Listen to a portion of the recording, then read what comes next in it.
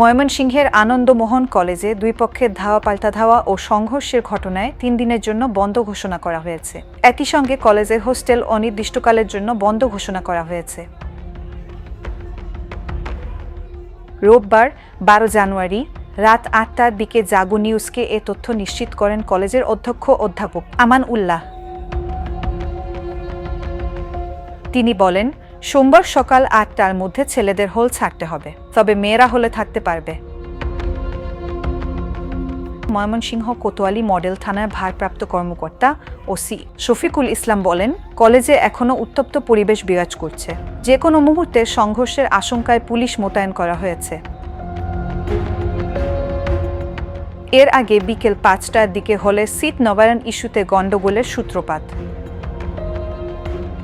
পরে ময়মনসিংহের বৈষম্য বিরোধী ছাত্র আন্দোলনের অন্যতম সমন্বয়ক আশিকুর রহমান সহ অন্যরা আসলে শিক্ষার্থীদের সঙ্গে তাদের মধ্যে ধাওয়া পাল্টা ধাওয়া ও সংঘর্ষের ঘটনা ঘটে।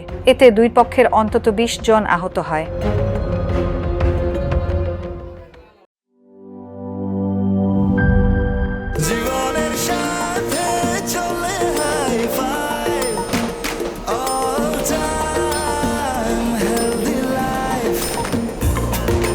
জার্নিতে স্বাস্থ্যকর all time family cake, all time healthy life.